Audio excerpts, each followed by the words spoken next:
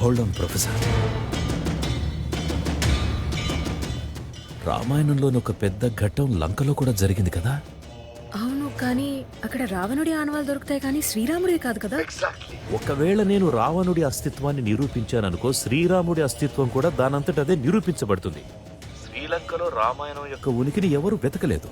I'm sure ఇక్కడ evidence దొరికే అవకాశం ఎక్కువ ఉంది. అక్కడ సివిల్ వార్ జరుగుతుందంట. నువ్వు జాగ్రత్తగా ఉండవా ప్లీజ్? కంగారు పడకు, నీ హనుమంతుడున్నాడు కదా రక్షించడానికి. I'm sorry again.